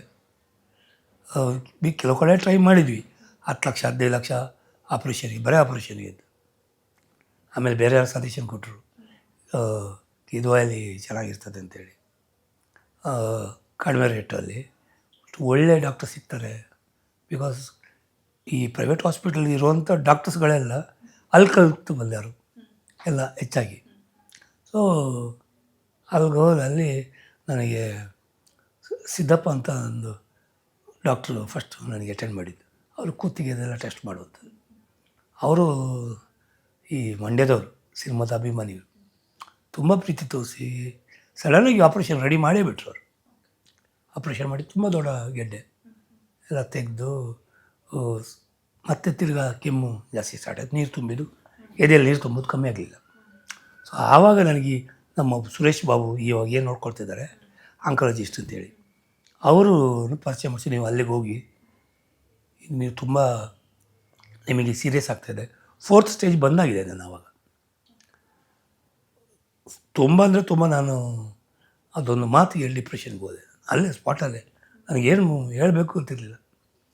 ಏನು ಮಾಡೋದು ಇದು 4th ಸ್ಟೇಜ್ ಅದು ಎಷ್ಟು ಸ್ಟೇಜ್ ಇದೆ ಇದರಲ್ಲಿ ಅದರಲ್ಲಿ ಗೊತ್ತಿಲ್ಲ. ಬಟ್ ನೀವಿರೋದು ವೆರಿ ಏನು ರಿಸ್ಕ್ ಇದರಲ್ಲಿ ಬದುಕ್ತಾ ಇದ್ದೀರಿ. ನಾನು ಆವಾಗ ನಮ್ಮ ಸುರೇಶ್ ಬಾಬರ ಪಕ್ಕ ಕೂತು ಗೊತ್ತಾಯ್ತು ಅವರಿಗೆ. ಇವರು ಮೇಲ್ಗಡೆ ಸಿದ್ದಪ್ಪ ಅವ್ರು ಹೇಳಿ ಕಳಿಸಿದ್ರು, ಸ್ವಲ್ಪ ಆರ್ಟಿಸ್ಟು, ಬಟ್ಟು ಸ್ವಲ್ಪ ಏನೋ ಟೆನ್ಷನ್ ಆಯ್ತು ಅವರಿಗೆ. ಮಾತಾಡಿಸಿದ್ದು ಒಂದು ಅರ್ಧ ಗಂಟೆ ಕೂರಿಸಿ ಆಮೇಲೆ ಮಾತಾಡೋಕ್ಕೆ ಸ್ಟಾರ್ಟ್ ಮಾಡಿದ್ವಿ. ಹೇಗಿದೆ ಫ್ಯಾಮಿಲಿ, ಏನು ಮಾಡ್ತದೆ, ಏನು ಫ್ಯಾಮಿಲಿಗೆ ಏನು ಇಟ್ಟಿದ್ದೀರಿ, ಸೇಫ್ಟಿಯಾಗಿ ಅಂದಾಗ ನಂಗೆ ಅರ್ಥ ಆಯಿತು. ನಾನು ಓಪನ್ ಆಗಿ ಹೇಳಿದೆ, ಸರ್ ಈ ಸಿನಿಮಾ ಇದೆಲ್ಲ ನಾನು ನೋಡಿ ಬಂದಿದ್ದೀನಿ, ನಾನು ಇನ್ನು ಎಷ್ಟು ವರ್ಷ ಅಥವಾ ಎಷ್ಟು ದಿನ, ವರ್ಷನೂ ಅಲ್ಲ, ನಾನು ಎಷ್ಟರವರೆಗೆ ಬದುಕ್ತೀನಿ ಅಂತ. ಮಕ್ಕಳು ಇದ್ದಾರೆ 2, ಇವನು ತುಂಬ ಚಿಕ್ಕವನಾಗಿದ್ದ. ಹೆಂಗೆ ಸರ್, ನಾನು ಮಗು ಚಿಕ್ಕದು, ದೊಡ್ಡವನು ಕಾಲೇಜಲ್ಲಿ ಕಲಿತಾ ಇದ್ದಾನೆ, ಇನ್ನು ಅವರಿಗೆಲ್ಲ ಬದುಕು ಏನು ಅಂತ ತೋರಿಸಿಲ್ಲ. ನಾನು ಸುಮ್ಮನೆ ಕೂತಿದ್ರು ಅವರು. ಇಲ್ಲ ಅಂದರೆ ಒಂದು ಸ್ವಲ್ಪ ಟೈಮ್ ತೊಗೊಂಡ್ರು. ಆಮೇಲೆ ಇಲ್ಲ ಏನಾಗೋದಿಲ್ಲ, ಹೆದರಬಾರ್ದು ಇದಕ್ಕೆ ಅಷ್ಟೇ. ಆಮೇಲೆ ಇವತ್ತು ನಾಳೆಯಲ್ಲಿ ಆಗುವಂಥದ್ದಲ್ಲ, ನಿಮಗೇನು ಕ್ಯಾನ್ಸರ್ ಇದೆ ಅದು ಸ್ವಲ್ಪ ಲಾಂಗ್ ಟೈಮ್ ಇದೆ, ಒಂದು 3 ವರ್ಷ ಆ ಥರ ಎಲ್ಲ ಮೆಡಿಸಿನ್ ನಡೀತದೆ, ಅದ್ರ ಮೇಲೆ ಗುಣವೂ ಆಗ್ತದೆ. ಥೈರಾಯ್ಡ್ ಕ್ಯಾನ್ಸರ್ ಅಷ್ಟು ಏನು ಒಂದು ಅಗ್ರೆಸಿವ್ ಕ್ಯಾನ್ಸರ್ ಅಂತಾರೆ, ಬೇಗ ಎಫೆಕ್ಟ್ ತೋರಿಸೋದು ಆ ಥರದ್ದಲ್ಲ. ಅದರಿಂದಾಗಿ ಹೆದರಬೇಡಿ, ಹೆದರದಿದ್ದರೆ ನೀವು ಇದರಿಂದ ಹೊರಗೆ ಬರ್ಬೋದು. ನನಗೆ ಹೆದರಿಕೆ ಎಂಬುದು ಇರಲಿಲ್ಲ. ಬಟ್ಟು ಎಲ್ಲ ಒಂದು ಕಡೆ ಫ್ಯಾಮ್ಲಿ ಅಂತ ಬಂದಾಗ ಮನುಷ್ಯ ಅಂದರೆ ರಿಯಲಿ ಒಬ್ಬ ಫ್ಯಾಮ್ಲಿಯವನಾಗಿದ್ದರೆ ಅವನು ಡೆಲ್ ಆಗಿಬಿಡ್ತಾನೆ. ನಾನು ಅವರು ಹೇಳಿದ ಮೇಲೆ ಫ್ಯಾಮ್ಲಿ ಬಗ್ಗೆನೇ ಗಮನ, ಏನು ಮಾಡಬೇಕು ಅಂತ. ಟ್ಯಾಬ್ಲೆಟ್ಸು ಯಾವುದೋ ಒಂದು ಬಂತು, ಇರಲಿಲ್ಲ, ಸ್ಟಾಕಿಂದ ತರಿಸಿದ್ರು. ಒಂದು 2-3 ಡೇಸ್ ಆಯಿತು. ಟ್ಯಾಬ್ಲೆಟ್ಸ್ ತೊಗೊಂಡ ಮೇಲೆ ಸ್ವಲ್ಪ ಗುಣ ಆಗಲಿಕ್ಕೆ ಸ್ಟಾರ್ಟ್ ಆಯಿತು. ಲಂಗ್ಸಲ್ಲಿ ತುಂಬ ಪವರ್ ಕಮ್ಮಿ ಆಗಿತ್ತು, ಅದು ಗುಣ ಆಗೋಯ್ತು, ಗುಣ ಆಗ್ತಾ ಬಂತು ಲಂಗ್ಸಿದ್ದು. ಸೊ ಮತ್ತೆ ನಾನು ಬದಲಾವಣೆ ಗೊತ್ತಾಯ್ತು. ನಾನು ಹೇಳಿದೆ ಡಾಕ್ಟ್ರಿಗೆ, ರೆಸ್ಪಾನ್ಸ್ ಚೆನ್ನಾಗಿ ಮಾಡ್ತುಂಟು ಟ್ಯಾಬ್ಲೆಟ್ಸ್. ಬಟ್ ಆವಾಗಲೇ ಹೇಳಿದ್ದಾರೆ ಅವರು, ಅದು ಇಷ್ಟೇ ಸಮಯ ಇರ್ತದೆ ಆ ಮಾತ್ರೆ, ಅದಾದಮೇಲೆ ಈ ಮಾತ್ರೆ ವರ್ಕ್ ಆಗೋಲ್ಲ, ಅವುಗಳಿಗೆ ಡೈಲಿ ರೊಟೀನ್ ಆಗಿಬಿಡ್ತದೆ. ಆ ಮಾತ್ರೆ ತಿಂದು ಅವುಗಳಿಗೆ ಜಾಸ್ತಿ, ಇದಕ್ಕಿಂತ ಜಾಸ್ತಿ ಶಕ್ತಿ ಬರ್ತದೆ, ಆಗ ನಾವು ಟ್ಯಾಬ್ಲೆಟ್ ಚೇಂಜ್ ಮಾಡ್ತೀವಿ, ಹೆದರಕ್ಕೆ ಹೋಗ್ಬೇಡಿ ಅಂತ. ಸೊ ಸ್ವಲ್ಪ ಚೇಂಜಸ್ ಕಾಣಿತು ನನಗೆ. ಆಮೇಲೆ ನಾನೇನಂದರೆ ಹೆಚ್ಚಾಗಿ ನಾನು ಹಾಸ್ಪಿಟ್ಲಿಗೆ ಒಬ್ಬನೇ. ಅಲ್ಲಿಂದ ಹೋದ್ಮೇಲೆ ಒಂದು ಸಾಯಂಕಾಲವರೆಗೆ ಮೈಂಡ್ ಆಫ್ ಇರ್ತದೆ. ಅಲ್ಲಿ ಎಲ್ಲ ಹೋರಾಟಗಳು, ಎಲ್ಲರೂ ಸಾವು ಜೊತೆಗೆ ಹೋರಾಡ್ತಾ ಇರುವವರು ಇರ್ತಾರೆ ಹೆಚ್ಚಾಗಿ. ಹೋಗಿ ಬಂದಾಗ ಮನೆಯವ್ರು ಇಲ್ಲೇ ಇರ್ತಾರೆ, ಮಕ್ಕಳು ಇಲ್ಲೇ ಇರ್ತಾರೆ. ಆ ಅಟ್ಮಾಸ್ಫಿಯರ್ ಬೇರೆ, ಇಲ್ಲಿ ಅಟ್ಮಾಸ್ಫಿಯರ್ ಬೇರೆ. ಇಲ್ಲಿ ಬಂದಾಗ ಇದಕ್ಕೆ ಹೊಂದ್ಕೊಂಡ್ಬಿಡ್ತೀನಿ. ಟಕ್ಕಂತ ಮುಖ ಎಲ್ಲ ಬದಲಾವಣೆ ಆಗುತ್ತೆ, ಖುಷಿಲಿ ಇರ್ತೀನಿ. ಏನಕ್ಕೆ ಅದಕ್ಕೆ ನನ್ನ ಮಕ್ಕಳನ್ನ ಫ್ಯಾಮಿಲಿನ ಕರ್ಕೊಂಡು ಹೋಗೋದಿಲ್ಲ. ಅವರು ನನ್ನ ಜೊತೆ ಕೊರಗಕ್ಕೆ ಸ್ಟಾರ್ಟ್ ಆದರೆ, ಮನೇಲಿ ಎಲ್ಲರೂ ಕೊರಗಿದ್ರೆ ಅದು ಟೋಟಲಿ ನಾವು ವೀಕ್ ಆಗಿಬಿಡ್ತೀವಿ. ಸೊ ಅದಕ್ಕೆ ಅವ್ರಿಗೆಲ್ಲ ಏನು ಗೊತ್ತಿಲ್ಲಲ್ಲ, ನೋಡಲಿಲ್ಲ ಅವರು ಒಳಗಡೆ ಏನಿದೆ ಹಾಸ್ಪಿಟಲ್. ಸೊ ಸ್ವಲ್ಪ ನಾನು ಅದರಲ್ಲಿ ರಿಕವರ್ ಆಗ್ತಾ ಬಂದೆ. ಸಿನಿಮಾಗಳು ಮಾಡಿದೆ, ಸಿನಿಮಾಗಳು ಮಾಡ್ತಾಯಿದ್ದೆ. ಮತ್ತು ಸ್ವಲ್ಪ ಎಲ್ಲೋ ಪ್ರಾಬ್ಲಮ್ ಕಾಣಿತು, ತಿರುಗಿ ಬೇರೆ ಟ್ಯಾಬ್ಲೆಟ್ ಸ್ಟಾರ್ಟ್ ಕೊಟ್ಟರು. ಸ್ವಲ್ಪ ಅದರಲ್ಲಿ ಪರವಾಗಿಲ್ಲ ಇಂಥ ಇದ್ದೆ. ಇತ್ತೀಚೆಗೆ ಸ್ವಲ್ಪ ಚೇಂಜ್ ಆಗೋಯ್ತು. ಸಡನ್ನಾಗಿ ಇನ್ಫೆಕ್ಷನ್ ಆಗೋದು, 6 ತಿಂಗಳಿಂದ ಲಂಗ್ಸ್ ಇನ್ಫೆಕ್ಷನ್ ಆಗೋದು. ಅದು ಇನ್ನೂ ಹೇಗಿರ್ತದೆ ಅಂದರೆ ಅದು ಇಲ್ಲಿಂದ ಎದ್ದು ಇಲ್ಲಿವರೆಗೆ ಬರೋ ಟೋಟಲ್ ಬಾಡಿ ವೀಕ್ ಆಗಿಬಿಡ್ತದೆ, ಬೆವರ್ತದೆ, ಏರ್ ಬರೋದು, ಗಾಳಿ ಸಂಚಲನ ಇರೋದಿಲ್ಲ. ಭಾಳ ಕಷ್ಟ ಇತ್ತು. ಆಮೇಲೆ ಇಲ್ಲೇ ಒಂದು ಹಾಸ್ಪಿಟ್ಲಿಗೆ ಸೇರಿದಾಗ ಅದಕ್ಕೆ ಬೇಕಾಗಿದ್ದರು ಮೆಡಿಸಿನ್ಸ್ ಎಲ್ಲ ಕೊಟ್ಟು ಟ್ರೀಟ್ಮೆಂಟ್ ಮಾಡಿ ನಮ್ಮ ಮನೆ ಕಳಿಸಿದ್ರು. ಮತ್ತೆ 6 ತಿಂಗಳ ಹಿಂದೆ ಮತ್ತೆ ಇತ್ತೀಚೆಗೆ ಒಂದು 2-2.5 ತಿಂಗಳಾಯಿತು, ತಿರ್ಗಾ ಸೇಮ್. ಆವಾಗ ಹೇಳ್ತಾರೆ ಇದು ನಿಮೋನಿಯಾ ಸ್ವಲ್ಪ ನೋಡಿಕೊಂಡು ಕೋಲ್ಡ್ ಐಟಮ್ ಮುಟ್ಟಬಾರ್ದು, ಕೋಲ್ಡಿಗೆ ಸ್ವಲ್ಪ ದೂರವಾಗಿರಿ. ಅದು ಹೆಂಗಿರ್ತದೆ ನಿಮೋನಿಯಾ ಅಂದರೆ, ಈ ಮನುಷ್ಯನಿಗೆ ಸ್ಟೆಮಿನಾ ಕಮ್ಮಿ ಆಗ್ತಾ ಬರ್ತದೆ. ನಿಮಗೆ 6 ಮಂತ್ಸಿಗೆ ಅದು ನಿಮಗೆ ಅಟ್ಯಾಕ್ ಆಗ್ತಾ ಉಂಟು, ಆಗದಾಗ ನೋಡ್ಕೊಳ್ಳಿ. ಅದಕ್ಕೆ ಬೇಕಾದದೆಲ್ಲ ಟ್ರೀಟ್ಮೆಂಟ್ ಮಾಡಿದ್ದಾರೆ. ಮಾಡಿ ಬಂದೆ ನಾನು ಮನೆಗೆ. ಬಂದು 1 ವಾರ ಇದ್ದೆ ಮನೆಯಲ್ಲೇ. ಆಕ್ಸಿಜನ್ದೆಲ್ಲ ತಂದು ಇಟ್ಕೊಂಡಿದ್ವಿ 1 ವಾರ. ಟಕ್ಕಂತ ಹೊಟ್ಟೆ ಸ್ವೆಲ್ಲಿಂಗ್ ಸ್ಟಾರ್ಟ್ ಆಯಿತು. ಹೊಟ್ಟೆ ನೀರು ತುಂಬಿಕೊಳ್ಳೋದು, ನೀರು ಅದು ಸ್ವಲ್ಪ ಜಾಸ್ತಿಯಾಗಿ ನಡಿಲಿಕ್ಕಾಗೋದಿಲ್ಲ, ಮಾತಾಡೋಕ್ಕೂ ಕಷ್ಟ ಆಗೋದು. ಮತ್ತು ತೋರಿಸಿದಾಗ ಅದು ಸ್ವಲ್ಪ ಇಲ್ಲಿ ಚೆಸ್ಟಲ್ಲೆಲ್ಲ ಇದ್ದ ಕ್ಯಾನ್ಸರ್ ಕಣಗಳು ಹೊಟ್ಟೆಗೆ ಸ್ಪ್ರೆಡ್ ಆಗಿದೆ. ಹೊಟ್ಟೆ ಸ್ಪ್ರೆಡ್ ಆಗಿದ್ದರಿಂದಾಗಿ ಹೊಟ್ಟೆಯಲ್ಲಿ ಇನ್ಫೆಕ್ಷನ್ ಆಗೋದು.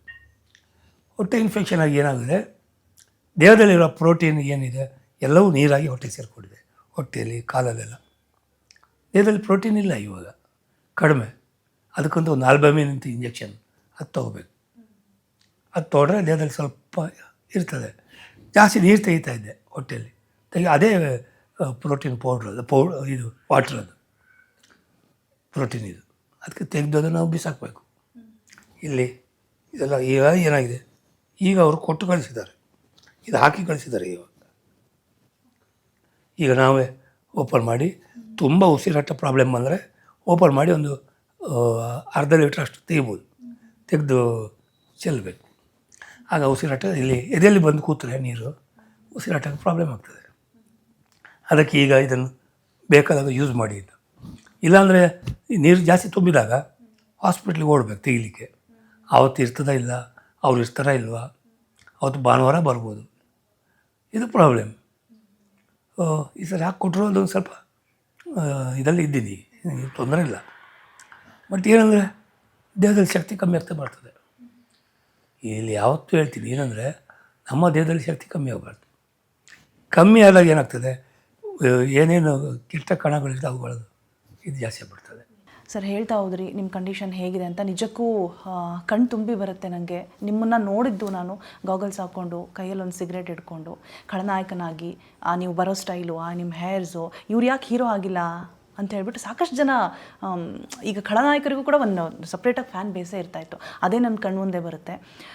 ಎಲ್ಲೋ ಒಂದು ಕಡೆ ಖಳನಾಯಕನಾಗಿದ್ದಾಗ ಈ ಸ್ಮೋಕು, ಡ್ರಿಂಕ್ಸು ಅದೇ ಥರ ನಮಗೆ ಬಿಂಬಿತ ಆಗಿರುತ್ತೆ. ಸೊ ಅದೇ ನಿಮ್ಮ ರಿಯಲ್ ಲೈಫಲ್ಲೂ ಕೂಡ ರೂಢಿ ಇತ್ತಾ?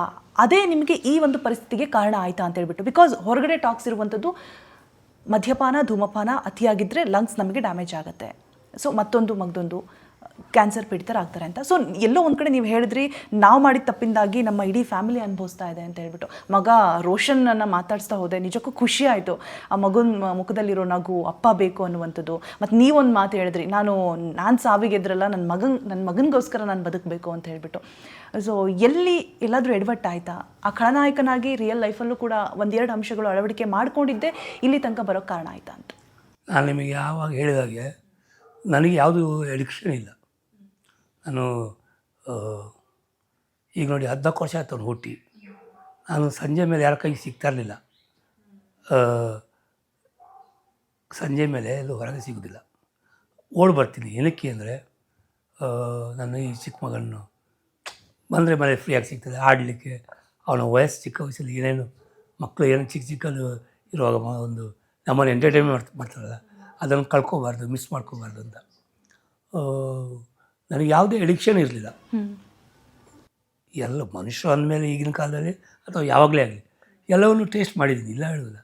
ಆಮೇಲೆ ಇನ್ನೊಂದು ಏನಂದರೆ, ನನಗೇ ಬಂದಿರೋ ಇದು ಥೈರಾಯ್ಡದು ಏನು ಕ್ಯಾನ್ಸರ್ಸ್ ಇದೆ, ಅದು ಸ್ಮೋಕಿಂಗಿಂದಾಗಲಿ ಡ್ರಿಂಕಿಂದ ಬರುವಂಥದ್ದಲ್ಲ. ಅದರಿಂದ ಬರುವಂಥ ಕ್ಯಾನ್ಸರು 6 ತಿಂಗಳಿಂದ ಜಾಸ್ತಿ ಬದುಕೋದಿಲ್ಲ. ಅದೇನಲ್ಲ, ಅದು ಈ ತಂಬಾಕು ಗುಟ್ಕಾ ಇದೇನಿರ್ತದೆ, ಈ ಇದರಿಂದ ಬರುವಂಥ ಕ್ಯಾನ್ಸರ್ಗಳು ಬೇಗ ಮನುಷ್ಯನ 6 ತಿಂಗಳಲ್ಲಿ ಮುಗಿಸ್ಬಿಡ್ತಾರೆ. ಥೈರಾಯ್ಡು ಮತ್ತು ನೀರಿಂದ ಬರುವಂಥದ್ದು ಇದೆ, ಬೋರ್ ವಾಟ್ರ್. ಮತ್ತು ಇನ್ನೊಂದು ಕೆಲವೆಲ್ಲ ಸಿಗೋದಿಲ್ಲ. ಇವಾಗ ನಂದು ಇದನ್ನು ಟೆಸ್ಟ್ ಮಾಡಿಸಿದ್ವಿ, ಫ್ಯಾಮ್ಲಿಯಿಂದ ಬಂದಿದೆಯಾ ಅಂಥೇಳಿ. ಅದಕ್ಕೂ ಸರಿಯಾಗಿ ಉತ್ತರ ಸಿಕ್ಕಿಲ್ಲ. ವಾಟ್ರಿಂದಲೂ ಬರ್ಬೋದು, ಬಟ್ ಇದು ಅವ್ರಿಗೇನು ತೋರಿಸ್ತಾ ಇಲ್ಲ ಯಾವುದಲ್ಲಿ ಇದಾಗಿದೆ ಅಂತ. ಬಟ್ ಯಾವುದೇ ಅಗ್ರೆಸಿವ್ ಅಂದರೆ ವೆರಿ ಡೇಂಜರ್ ಕ್ಯಾನ್ಸರ್ ಇದಲ್ಲ. ಚಿಕ್ಕದಾಗಿ ಇಲ್ಲಿ ಬಂದಾಗ ನಾನು ಅದನ್ನು ನೆಗ್ಲೆಕ್ಟ್ ಮಾಡಿದೆ. ಅದು ಆವತ್ತು ಗುಣ ಆಗೇ ಹೋಗ್ತಿತ್ತು. ಇಲ್ಲಿಂದ ಒಳಗೆ ಬರೋದಿದ್ರೆ ಇಲ್ಲೇ ಬರ್ನ್ ಮಾಡಿಬಿಡ್ತಾರೆ, ಕಟ್ ಮಾಡಿ. ಅದು ಚಿಕ್ಕದಿದ್ದಿತ್ತು. ಈಗ ಆ ಫೋಟೋದಲ್ಲಿ ಇದೆ ನೋಡಿ, ಲೆಫ್ಟ್ ಕಡೆಯಲ್ಲಿ ದೊಡ್ಡದಾಗಿದೆ. ಇದು KGF ಆದಮೇಲೆ ತೆಗೆದಿದ್ದು ಫೋಟೋ. ಅದು ಒಂದು ಹಿಂದಿ ಫಿಲ್ಮ್ಗೆ ನಂಗೆ ಅವಕಾಶ ಸಿಕ್ತು. ಆವಾಗ ಅವ್ರು ವೀಡಿಯೋ ಮಾಡಿ ಫೋಟೋ ಕಳಿಸಿ ಅಂತಂದಿದ್ರು. ಒಂದು ವೀಡಿಯೋ ಮಾಡಿ ಫೋಟೋ ತೆಗೆಯುವಾಗ ಅದು ಈ ಇದಕ್ಕೆ ಬಂದಿತ್ತು, ಸೂಟ್ ಹಾಕಿದ್ದೆಲ್ಲ ಲಾಸ್ಟಲ್ಲಿ. ಅದು ಅಷ್ಟರ ಮಟ್ಟಿಗೆ ಬೆಳೆದಿದ್ದರೆ ಹೊರಗಡೆ ಇಷ್ಟು ಬಂದಿದೆ ಅಂದರೆ ಆದರೆ ಅರ್ಧದಷ್ಟು ಒಳಗಡೆ ಇರ್ತದೆ. ಎಷ್ಟು ದೊಡ್ಡದಾಗಿರ್ಬೋದು, ಅದು ಸ್ಪ್ರೆಡ್ ಆಗಿರೋದು. ಅದು ಅಷ್ಟು ಆಗೋಕ್ಕೆ ನಾನು ಒಂದು 4 ವರ್ಷ 5 ವರ್ಷ ತೊಗೊಂಡಿದ್ದೀನಿ, ನಾನು ಬಿಟ್ಟಿದ್ದೀನಿ ಹಾಗೆ. ಓಕೆ ಸರ್, ಇನ್ನು ಫೋಟೋದಲ್ಲಿ ನಿಮ್ಮ ವೈಫು ನಿಜವಾಗ್ಲೂ ಎಷ್ಟು ಸಪೋರ್ಟಿವ್ ಆಗಿದ್ದಾರೆ ನಿಮಗೆ ಅಂತ ಹೇಳಿದ್ರೆ, ನೀವು ಹೇಳ್ತಾ ಹೋದ್ರಿ ಅಂದರೆ ನನ್ನ ಹೆಂಡತಿ ನನಗೆ ಅವಕಾಶಗಳು ಇಲ್ಲದೆ ಇರುವಂತಹ ಸಂದರ್ಭದಲ್ಲೂ ಕೂಡ ನನ್ನ ಜೊತೆಯಾಗಿ ನಿಂತು. ಎಷ್ಟೋ ಜನ ಕಲಾವಿದರ ಲೈಫನ್ನು ನಾವು ನೋಡಿದ್ದೀವಿ. ಈಗ ದುಡ್ಡು ಬರ್ತಾ ಇಲ್ಲ, ಅವಕಾಶಗಳು ಬರ್ತಾ ಇಲ್ಲ ಅಂದ ತಕ್ಷಣ ಸಪ್ರೇಟ್ ಆಗುವಂಥದ್ದು, ಇನ್ನೇನೋ ಮನಸ್ತಾಪಗಳು ಉಂಟಾಗುವಂಥದ್ದು. ಬಟ್ ನಿಮ್ಮ ಫ್ಯಾಮಿಲಿನ ನೋಡಿದ್ರೆ ನಿಜವಾಗ್ಲೂ ತುಂಬ ಖುಷಿ ಆಗುತ್ತೆ ನೋಡೋದಕ್ಕೆ. ನಿಮ್ಮ ವೈಫು ನಿಮ್ಮ ಕೆಲಸ ಇಲ್ಲದೆ ಇರುವಂಥ ಸಂದರ್ಭದಲ್ಲಿ ಒಂದು ಸ್ಕೂಲ್ಗೆ ಹೋಗಿ ಜಾಯಿನ್ ಆಗ್ತಾರೆ, ಅಲ್ಲಿ ಹೋಗಿ ಕೆಲಸ ಮಾಡೋದಕ್ಕೆ ಮುಂದಾಗ್ತಾರೆ, ನಿಮ್ಮನ್ನು ನೋಡ್ಕೊಳ್ಳೋದಕ್ಕೆ ಸ್ಟಾರ್ಟ್ ಮಾಡ್ತಾರೆ, ತುಂಬ ಸಪೋರ್ಟಿವ್ ಆಗಿ ನಿಲ್ತಾರೆ. ಅದೆಷ್ಟು ಖುಷಿ ಕೊಡುತ್ತೆ. ನಿಮ್ಮ ಹೆಂಡತಿಗೆ ಏನು ಹೇಳ್ತೀರಾ ಸರ್? ತ್ಯಾಗಮಯಿ ಅಂತಲೇ ಕರಿಬೋದು. ಖಂಡಿತ ಇದು ನಾನು ಹೇಳಿದಲ್ಲ. ಆ್ಯಕ್ಚುಲಿ ಅವಳು ನನ್ನನ್ನು ಇಷ್ಟಪಟ್ಟು ಮದುವೆ ಆಗಿದ್ದು. ನಾನು ಮದುವೆ ಆಗಿದ್ದಲ್ಲ, ಅವಳೇ ನಾನು ಇಷ್ಟಪಟ್ಟಿದ್ದೀನಿ, ನನಗೆ ನೀವಂದ್ರೆ ಇಷ್ಟ ಅಂತ ಅವ್ರು ಓಪನ್ ಆಗಿ ಹೇಳಿ. ಯಾಕಂದರೆ ಅವ್ರದ್ದು ಫ್ಯಾಮಿಲಿ ಬಂದು ಕಲಾವಿದರು ಕಂಡ್ರೆ ತುಂಬ ಇಷ್ಟ. ಅವರ ಫ್ಯಾಮಿಲಿಯಲ್ಲೂ ಕಲಾವಿದರು ಇದ್ದಾರೆ ಫ್ಯಾಮಿಲಿ ಒಳಗಡೆ. ಈಗ ಅಂದರೆ ಈ ಜನ್ರೇಷನಲ್ಲಿ ಏನಾಗ್ತದೆ, ಕೆಲವರು ಗಂಡನಿಗೆ ಕಷ್ಟ ಬಂತು ಅಂತ ಹೆಂಡ್ತಿ ಓಡೋಗ್ಬಿಡ್ತಾಳೆ, ಬೇಡ ಲೆವಸ್ಸು, ಹಂಗಾಗೋದಿಲ್ಲ. ಅಂಥದ್ರಲ್ಲಿ ಇವಳು ಜಾಬಿಗೆ ಹೋಗಿ ಏನಕ್ಕೆ ಅಂದರೆ ಇಲ್ಲಿ ಫಿಲ್ಮಲ್ಲಿ ನಮಗೆ ಕಂಟಿನ್ಯೂ ಏನು ಸಂಬಳ ಇಲ್ಲ ಅಥವಾ ಕಂಟಿನ್ಯೂ ಏನು ದುಡಿಮೆ ಇರೋದಿಲ್ಲ. ಈಗ ಸಿಕ್ಕಿದ್ರೆ ಏನಾಗ್ತಿತ್ತು, ಒಂದು 6 ತಿಂಗಳು ಬಿಟ್ಟು ಮತ್ತೆ ಅದು ಕಾಂಪ್ರಮೈಸು. ಇಲ್ಲ ಅಷ್ಟಿಲ್ಲ, ಇಷ್ಟೇ ಮಾಡುವ, ಸರಿ ಮನೇಲಿ ಕೂತು ಏನು ಮಾಡೋದು, ಆಯಿತು ಒಪ್ಕೊಳ್ತಾಯಿದ್ವಿ. ಅಂತ ಹಾಗಿರುವಾಗ ಫಸ್ಟ್ ಹೇಳಿದಿಷ್ಟೇ ಅವಳು, ನಾನು ಒಂದು ಕೈ ಚಾಚಬಾರ್ದು ನಿಮ್ಮ ಹತ್ರ, ನನ್ನ ಪಾಡಿಗೆ ನಾನು ಬದುಕಬೇಕು, ನಾನು ನನ್ನದ ಒಂದು ಜೀವನಕ್ಕೆ ಏನು ಬೇಕು ನಾನು ಅದನ್ನು ದುಡ್ಡು ತೊಗೊಳ್ತೀನಿ, ದುಡ್ದು ನಿಮ್ಮ ಹತ್ರ ಕೈ ಚಾಚೋ ಅಗತ್ಯ ಇಲ್ಲ, ನಿಮಗೆ ತೊಂದರೆ ಆಗೋದಿಲ್ಲ, ಆಮೇಲೆ ನಿಮಗೂ ಏನೋ ಹೆಲ್ಪ್ ಆಗುತ್ತೆ. ಆಮೇಲೆ ಅಷ್ಟೊತ್ತಿಗೆ ಚಿಕ್ಕ ಮಗ ಇದ್ದ, ಯಾವತ್ತೂ ಮಕ್ಕಳು ಏನಾದ್ರು ಕೇಳಿದ್ರೆ ಇಲ್ಲ ಹೇಳಬಾರ್ದು, ಅಥವಾ ಅವ್ರ ಫ್ಯೂಸ್ ಆಗಿರ್ಬೋದು, ಈ ತಿಂಗಳು ಕಟ್ಲಿಕ್ಕೆ ಆಗಿಲ್ಲ, ಆ ಥರ ಇದು ಬಂದರೆ ಯಾಕೆ ಆ ಥರ ಅನ್ಭವಿಸ್ಬೇಕು, ನನಗೆ ಆಗೋಷ್ಟು ಸಂಬಳ ಸಿಗ್ತದೆ, ನಾನು ದುಡಿತೀನಿ. ನಾನು ಕೇಳಿಕೊಂಡು ಆಯಿತು ನೀನು ಮಾಡ್ಕೊತ ಒಂದು ಸ್ಕೂಲ್ಗೆ ಸೇರ್ಕೊಳ್ತೀನಿ. ಅದು ಹಾಗೆ ತುಂಬ ದೂರ ಹೋಗಲ್ಲ, 50,000 ಸಂಬಳ ಸಿಗ್ತದೆ, ರಿಸ್ಕು ತುಂಬ ದೂರ ಹೋಗ್ಬೇಕು ಆ ಥರ ಇಲ್ಲ.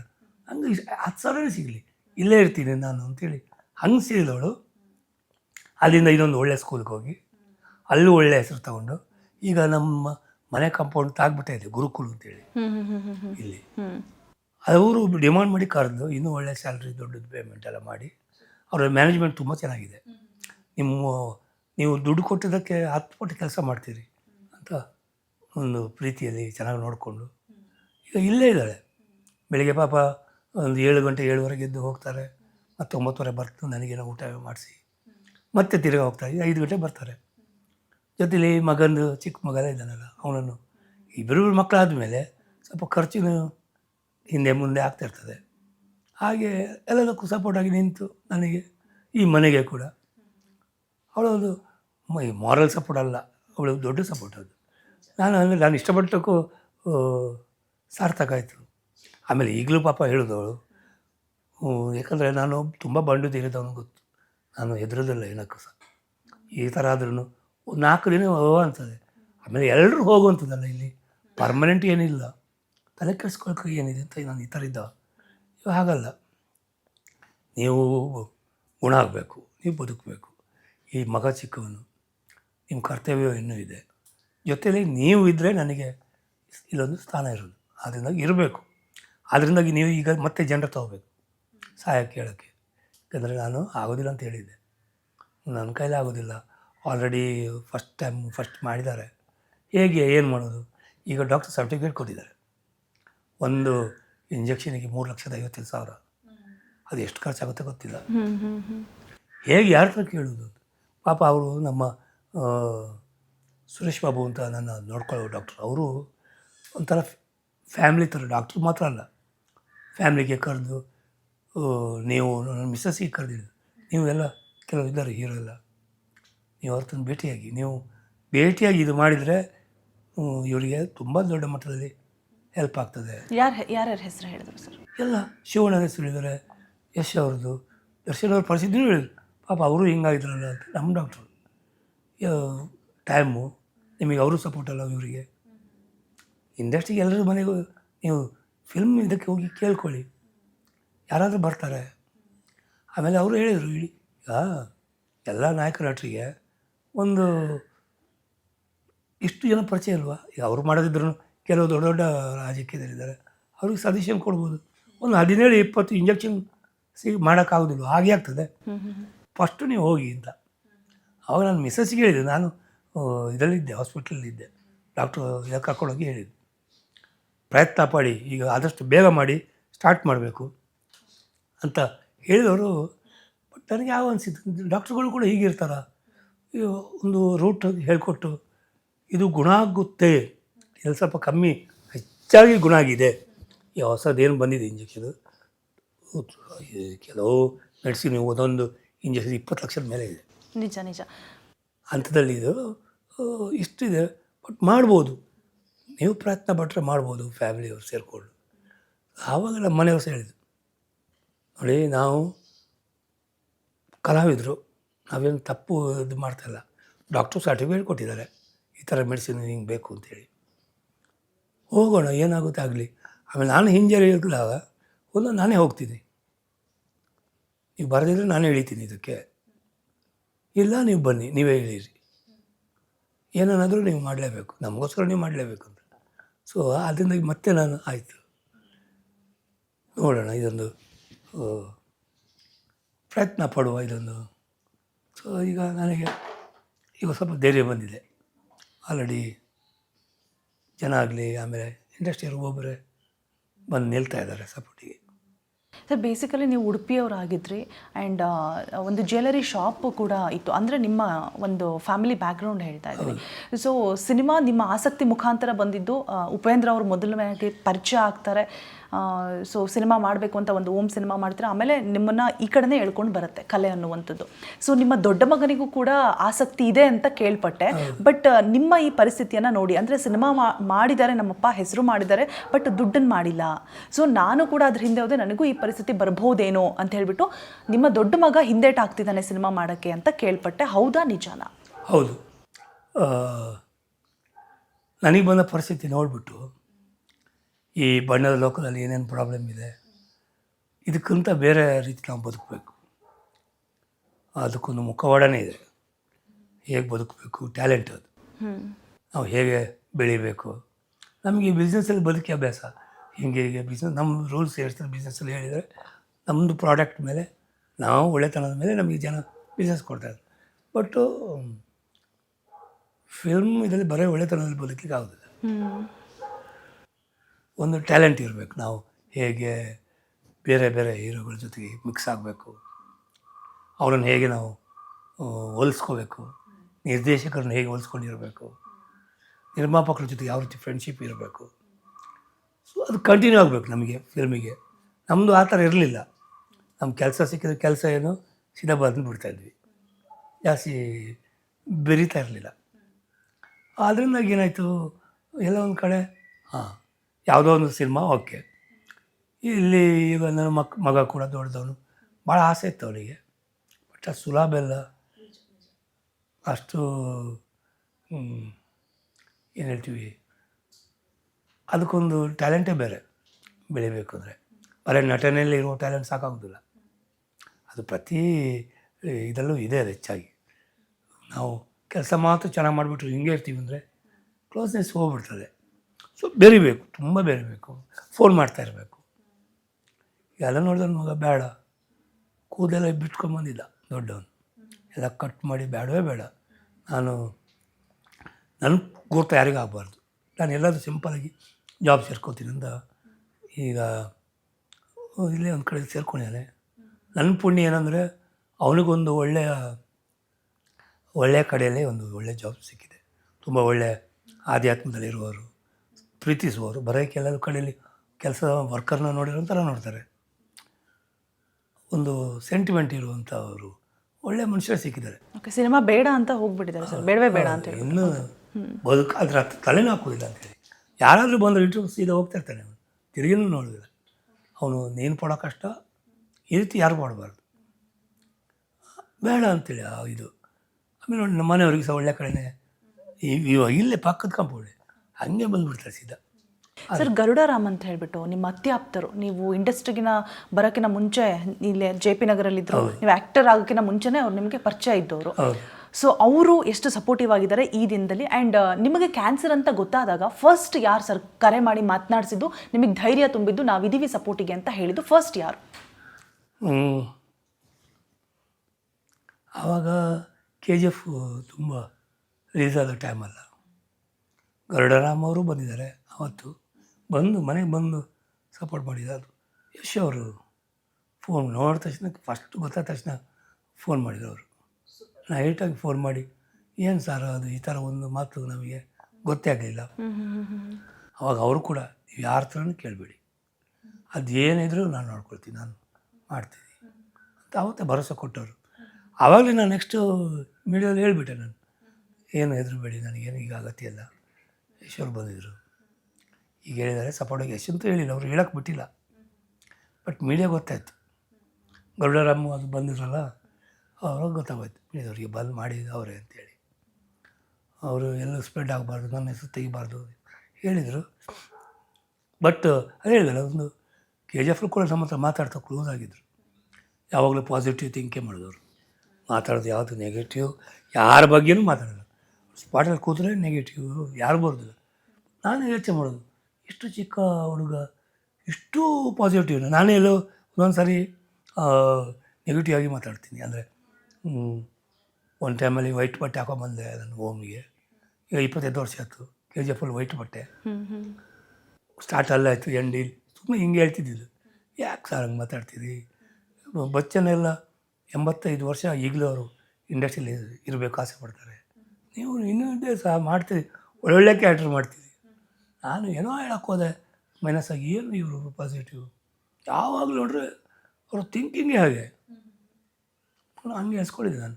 ಈ ಮೊನ್ನೆ ಇದರಲ್ಲೂ ಹಾಗೆ, ಹೋದ ವರ್ಷ, ಅವತ್ತು 3 ವರ್ಷದ ಹಿಂದೆ ತುಂಬ ದೊಡ್ಡ ಧೈರ್ಯ. ಅದಾದಮೇಲೆ ದರ್ಶನ್ ಅವ್ರು ಕೂಡ ಫೋನ್ ಮಾಡಿದರು. ದರ್ಶನ್ ಅವರು ಆಲ್ರೆಡಿ ಅವರ ಹುಡುಗರೆಲ್ಲ ಫೋನ್ ಮಾಡಿದರು. ಈ ಇಂಟರ್ವ್ಯೂ ಬ್ಯುಸಿಯಲ್ಲಿ ಯಾರ್ದು ಫೋನ್ ತೆಗೆದು, ಈಗ ಬೆಳಗ್ಗಿಂದ ನಾನು ಫೋನ್ ನೋಡಿಲ್ಲ, ಒಂದು 80 ಮಿಸ್ ಕಾಲ್ 100 ಮಿಸ್ ಕಾಲ್ ಇರ್ತದೆ, ಯಾರ್ದು ಅಂತ ನಾನು ಹುಡ್ಕೋದು. ಅದರಲ್ಲಿ ಇವ್ರ ಕಡೆಯವರು ಮಾಡಿರ್ತಾರೆ, ನಂಬರ್ ಫೀಡ್ ಆಗಿರೋದಿಲ್ಲ.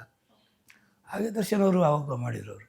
ಅವರು ಅಲ್ಲೇ ಅವ್ರದ್ದು ಸ್ವಲ್ಪ ಬಾಂಧವ್ಯ ಜಾಸ್ತಿ ನನಗೆ. ಕಾರಣ ಏನಂದರೆ, ಅವರು ಅವತ್ತು ಮೆಜೆಸ್ಟಿಕ್ಕಿಂದ ಜೊತೆಗೆ ಬಂದಿದ್ದಲ್ವ, ನಾನು ಬೇರೆಯವ್ರ ಜೊತೆಗೆಲ್ಲ ಹೊಸದಾಗಿ ಸೇರಿದ್ದು. ಒಂದು ಧೈರ್ಯ ಜಾಸ್ತಿ ನನಗೆ ದರ್ಶನ ಏನಾದರೂ. ಆದರೂ ಅವ್ರ ಹತ್ರ ಏನು ಕೇಳೋಕ್ಕೆ ಹೋಗಿಲ್ಲ, ಅವರೇ ಖುದ್ದಾಗಿ ಎಲ್ಲ ಮಾತಾಡಿ. ಆಮೇಲೆ ಕೆಲವು ಇದರಲ್ಲಿ ಅವರ ಸ್ನೇಹಿತರದ್ದು ಅಮೌಂಟ್ ಸಿಕ್ಕಿದರೆ ಅದನ್ನು ಕಳಿಸ್ಕೊಡೋದು, ಫೋನ್ ಮಾಡಿ ಹೇಳೋದು, ಇದು ನಂದಲ್ಲ, ನಿಮ್ದು ಏನೋ ಬ್ಲೆಸ್ಸಿಂಗ್ ಇದೆ ಅವರಿಗೆ ಮಾಡಿ, ಅವರಿಗೆ ಹೋಗಲಿ ಅಂತ ನನಗೆ ಇದು ಸಪೋರ್ಟ್ ಅವ್ರದ್ದು. ಅಷ್ಟರಲ್ಲೇ ನನಗೆ ಏನು ಒಂದು ಅಷ್ಟು ಧೈರ್ಯ. ಹಾಂ, ಪರವಾಗಿಲ್ಲಪ್ಪ, ನನ್ನ ಫ್ಯಾಮಿಲಿಗೆ ಎಲ್ಲರೂ ಇದ್ದಾರಲ್ಲ, ಯಶ್ ಅವರು ಫ್ಯಾಮಿಲಿ ಮಾತಾಡಿ ನಾವಿದ್ವಿ ಹೆದರಬಾರ್ದು ಅಂತ ಹೇಳಿ ಅವ್ರು ಫೋನ್ ಇಡೋದು. ಯಶ್ ಅವ್ರು ಅಷ್ಟು ಪಾಸಿಟಿವ್ ಇರ್ತಾರೆ, ಅಷ್ಟು ಭರವಸೆನ ಕೊಟ್ಟರು ನಿಮಗೆ. ಆ್ಯಂಡ್ ಮೊದಲನೇದಾಗಿ ಕಾಲ್ ಮಾಡಿದ್ದು, ಸಹಾಯ ಮಾಡಿದ್ದು ಯಶ್ ಅವರೇ ಅಂತಲೇ ಹೇಳಿದ್ರಿ. ಸೊ ಅದಕ್ಕೆ ಇಡೀ ಭಾರತೀಯ ಚಿತ್ರರಂಗ ತಿರುಗಿ ನೋಡುವಂತೆ ಮಾಡಿದೆ, ಅಷ್ಟು ಮಟ್ಟಕ್ಕೆ ಬೆಳೆದಿದ್ದಾರೆ ಅಂದರೆ ಆ ಪಾಸಿಟಿವ್ನೆಸ್ಸೇ ಕಾರಣ ಇರ್ಬೋದು. 100% ರೀ. ಅವ್ರು ಯಾರ ಬಗ್ಗೆ ಕೆಟ್ಟದ್ದು ಯೋಚನೆ ಮಾಡಲ್ಲ, ಪುರ್ಸೊತ್ತಿಲ್ಲ ಅವರಿಗೆ. ಅವ್ರು ಹೇಗೆ ಬೆಳೀತಿದ್ದಾರೆ ಅಂದರೆ ಅವರಿಗೆ ಕೆಟ್ಟದ್ದು ಮಾಡಲಿಕ್ಕೆ ಮಾಡೋದಲ್ಲ, ಯೋಚನೆ ಮಾಡೋಕ್ಕೂ ಟೈಮ್ ಇಲ್ಲ ಅವರಿಗೆಲ್ಲ. ಸ್ಕ್ರಿಪ್ಟು, ಸಾಂಗಲ್ಲಿ ಇನ್ವಾಲ್ವ್, ಡೈಲಾಗಲ್ಲಿ ಇನ್ವಾಲ್ವ್, ಎಲ್ಲದರಲ್ಲೂ ಅವರು ಒಳ್ಳೆ ಇನ್ವಾಲ್ವ್ ಇನ್ವಾಲ್ವ್. ಆದರೆ ಅದು ಪಕ್ಕವಾಗಿ ಇರುವಲ್ಲ, ಸುಮ್ಮನೆ ಇನ್ವಾಲ್ವ್ ಆಗೋದು, ಶೋಕಿ ಮಾಡೋದಲ್ಲ. ಹೀಗೆ ಮಾಡ್ಬೇಕು, ಹೆಜ್ಜೆ ಹೀಗೇನೇ ಇಡಬೇಕು ಅಂತ ಅವರು. ಆಮೇಲೆ ಇನ್ನೊಂದೇನು ಗೊತ್ತಾ, ಯಶ್ ಅವ್ರದ್ದೊಂದು ಒಳ್ಳೆ ಗುಣ, ಏನು ಬಾಯಲ್ಲಿ ಹೇಳ್ತಾರೆ ಅದನ್ನೇ ಮಾಡ್ತಾರೆ ಅವರು. ನಾನು ದೊಡ್ಡದು ಮನೆ ಕಟ್ಟಿ ಎಲ್ಲೂ ಇವತ್ತವ್ರಿಗೆ ಮಾತಾಡಿಲ್ಲ. ನಾನು ಆಮೇಲೆ ಅವ್ರದ್ದು ವೀಡಿಯೋಗಳು ಚೆಕ್ ಮಾಡುವಾಗ ನಾನು ನನ್ನ ಕನ್ನಡ ಚಿತ್ರರಂಗದ ಎಲ್ಲೂ ದೊಡ್ಡದಾಗಿ ನಿಲ್ಲಿಸ್ಬೇಕು, ಕನ್ನಡ ಚಿತ್ರರಂಗ ನಿಲ್ಲಿಸ್ಬೇಕಿಲ್ಲ, ನಾನು ನಿಲ್ಬೇಕು ಹೇಳಿದ್ದಲ್ಲ. ಏನು ಯೋಚನೆ ಇರ್ಬೋದು, ದೇವರು ಅದಕ್ಕೆ ಅವರಿಗೆ ಆ ಅನುಗ್ರಹ ಕೊಟ್ಟಿರೋದು. ಸುಮ್ಮನೆ ಆಗುತ್ತೆ, ಶ್ರಮ ಇಲ್ಲದೆ ಆಗೋದಿಲ್ಲ ರೀ. ಎಲ್ಲ ಒಂದು ಆ ಶ್ರಮ ಒಳ್ಳೆತನ ಜೊತೆಗೆ ಶ್ರಮನೂ ಬೇಕು. ಬರೀ ಒಳ್ಳೆತನ ಇದ್ದರೆ ಈ ಬೆಳೆಯೋಕ್ಕಾಗೋದಿಲ್ಲ, ಶ್ರಮ ಇರಬೇಕು, ಐಡಿಯಾ ಇರಬೇಕು, ಈ ಥರ ಮುಂದೆ ಹೆಜ್ಜೆ ಆಗಿರಬೇಕು. ಅದಂತ ಆ ಥರ ಇಟ್ಟರು ಕರೆಕ್ಟಾಗಿ. ಇವತ್ತು ಎಲ್ಲ ಭಾಷೆಯಲ್ಲಿ KGF ಎಂಬ ಸಿನಿಮಾದಿಂದ ನಮ್ಮ ಚಿತ್ರರಂಗ ತಿರುಗಿ, ಅವತ್ತು ಹಿಂದೆನೂ ಆಗಿದೆ. ಈಗ ಈ ಯೂತ್ ಜನರಿಗೆ KGF ಇಂದ ಒಂದು ಹಿಂದೆ ತಿರುಗಿ ನೋಡುವಾಗೆ ವರ್ಲ್ಡ್ ವೈಡಲ್ಲಿ ಹೆಸರು. ಇನ್ನು ದರ್ಶನ್ ಅವರು ಸದ್ಯಕ್ಕೆ ಕಾರಾಗೃಹದಲ್ಲಿದ್ದಾರೆ. ಸೊ ಅವರ ಪರವಾಗಿ ಯಾರಾದರೂ ನಿಮಗೆ ಸಹಾಯ ಹಸ್ತ ಚಾಚ್ತಾ ಇದ್ದಾರಾ ಅಂತ ಹೇಳಿ? ಇದ್ದಾಗಂತೂ ಹೆಲ್ಪ್ ಮಾಡಿದ್ರು ಅಂತ ಹೇಳಿದ್ರಿ. ಸೊ ಇತ್ತೀಚಿನ ದಿನಗಳಲ್ಲಿ ಇವಾಗ ಅಭಿಮಾನಿಗಳು, ದರ್ಶನ್ ಅಭಿಮಾನಿಗಳು ಓಕೆ, ತುಂಬ ಜನ ಫೋನ್ ಮಾಡ್ತಾರೆ, ನಾವು ಇದ್ದೀವಿ, ನಾವು ಆದಷ್ಟು ಮಾಡ್ತೀವಿ. ಒಂದು ಫೋನ್ ಮಾಡಿ ಭರವಸೆ ಕೊಡೋದು, ನಾವು ಯಾವತ್ತೂ ನಮ್ಮ ಇವ್ರ ಜೊತೆಗೆ ಮಾಡಿದ್ರೆ ಕೈ ಬಿಡೋದಿಲ್ಲ.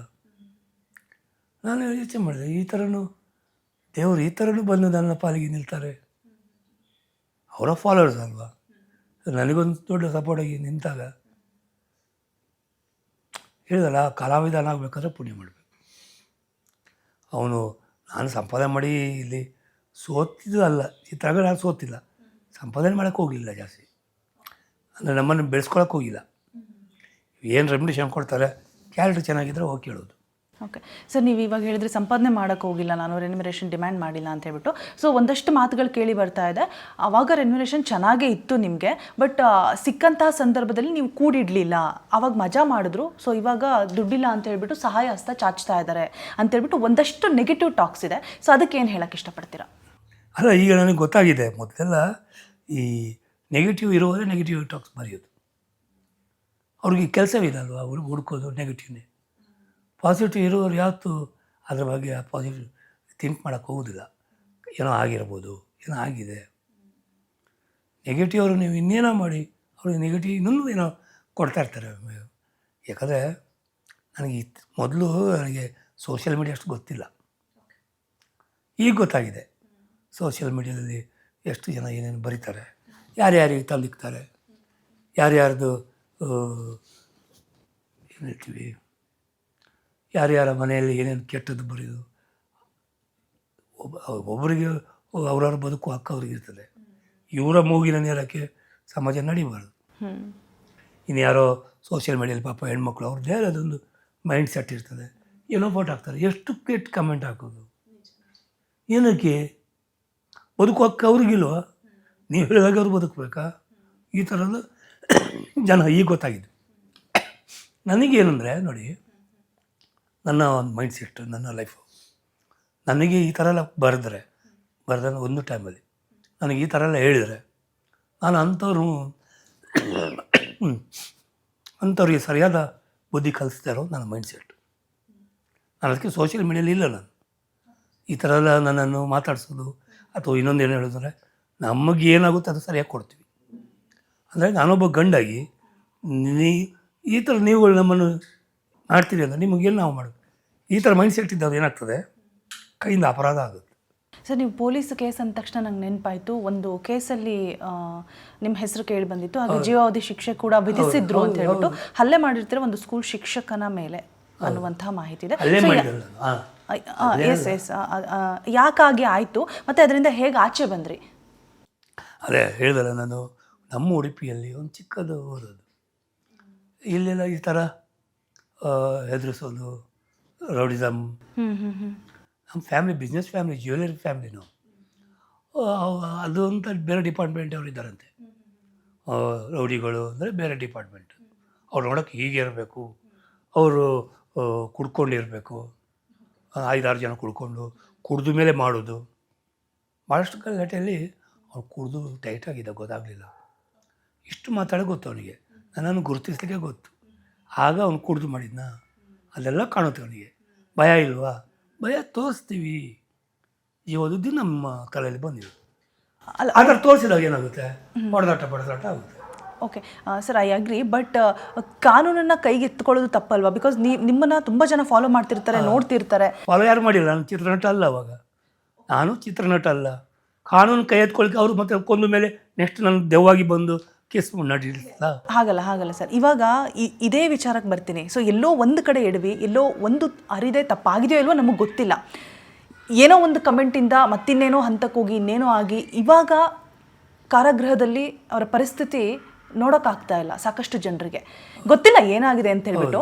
ಬಟ್ ಕಾನೂನನ್ನು ಕೈಗೆತ್ಕೊಂಡಿದ್ದೇ ಆ ಒಂದು ಸಂದರ್ಭಕ್ಕೆ ಕಾರಣ ಆಯ್ತಾ ಅನ್ನುವಂಥದ್ದು. ಈಗ 2 ವಿಧ ಇದೆ ಇಲ್ಲಿ. ಒಂದು ಕರೆದು 1-2 ಹೊಡೆದ ಮುಖಕ್ಕೆ ಬಿಟ್ಟು ಬುದ್ಧಿ ಹೇಳಿ ಕಳಿಸು ಅಂತೇಳಿ. ಅದು ಈ ಲೇಡೀಸ್ ಕೇಸಲ್ಲೆಲ್ಲ ಆ ಥರ ಆಗ್ತದೆ.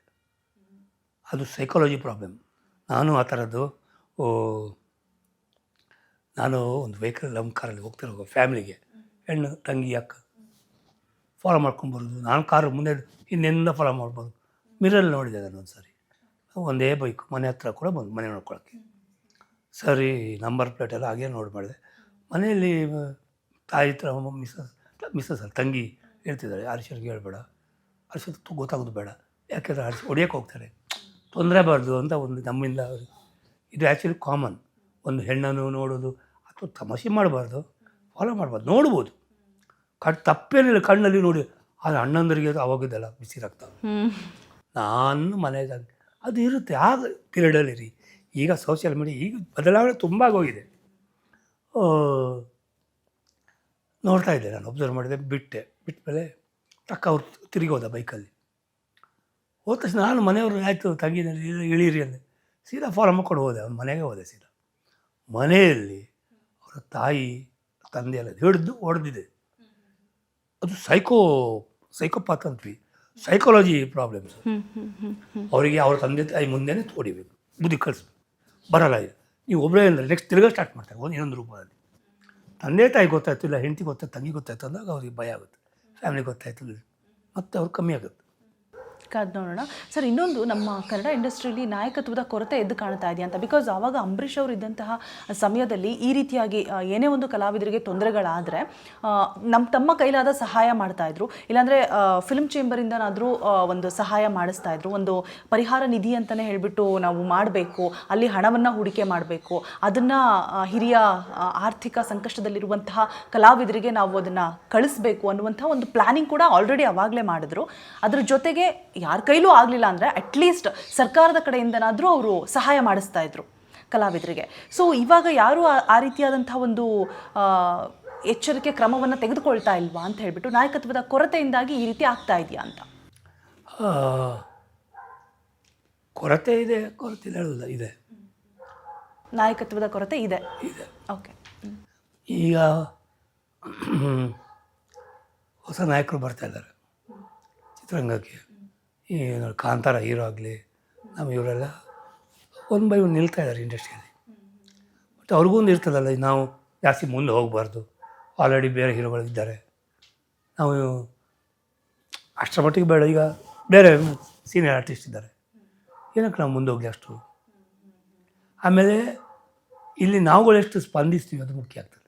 ಹೆಂಗೆ ರೋಗ ಆಯ್ತು ಅಂದರೆ ಒಂದು ಕೈಯಿಂದ ಚಪ್ಪಾಳೆ ಸೌಂಡ್ ಬರೋದಿಲ್ಲ. ನಾವುಗಳು ಸೇರಬೇಕು.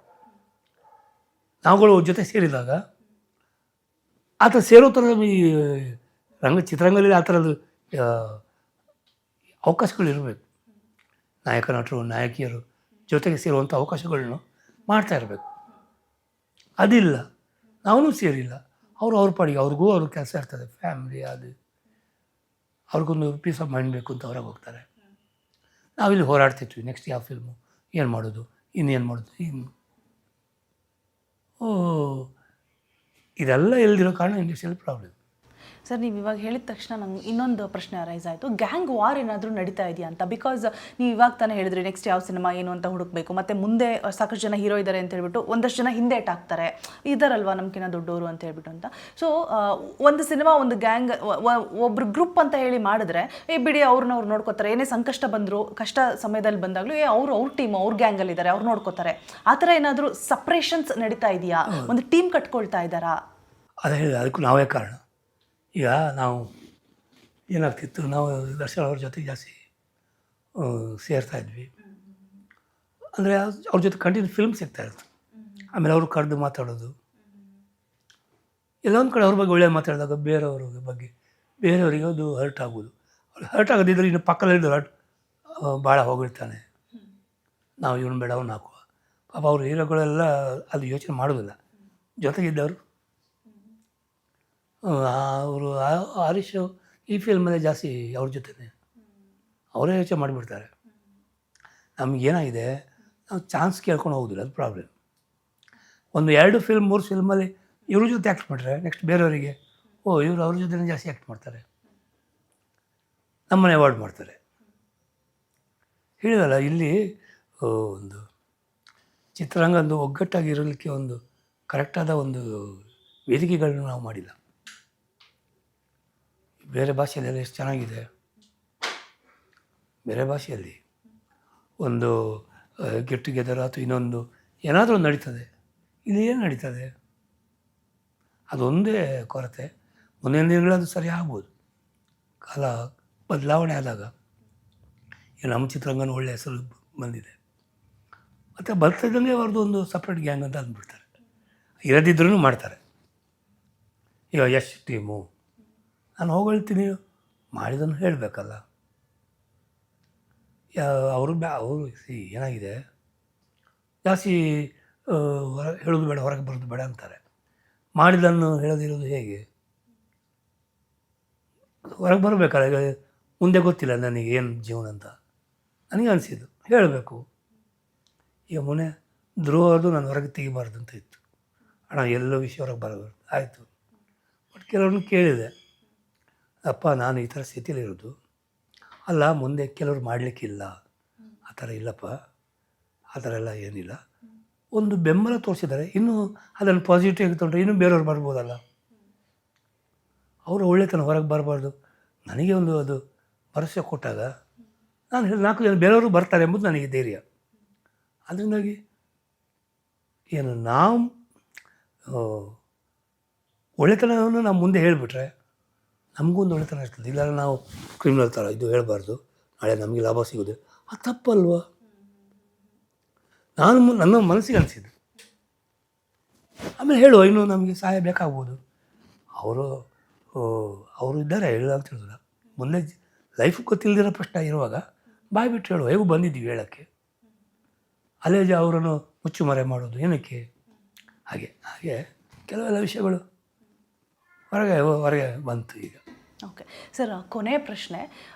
ಕಲಾವಿದರ ಆರ್ಥಿಕ ಸಹಾಯಕ್ಕಾಗಿ ಈ ಕಲಾವಿದರ ಸಂಘದಲ್ಲಿ ಆರ್ಥಿಕ ನಿಧಿ ಅಂತೇಳ್ಬಿಟ್ಟು ಸ್ಥಾಪನೆ ಮಾಡಿ ಬಡ ಹಿರಿಯ ಕಲಾವಿದರಿಗೆ ನೆರವಾಗಬೇಕಾ ಫಿಲ್ಮ್ ಚೇಂಬರ್? ನಾನು ಇದ್ರ ಬಗ್ಗೆ ಏನು ಹೇಳಬೇಕು ಗೊತ್ತಿಲ್ಲ. ನೆರವು ಆಗಬೇಕಾ,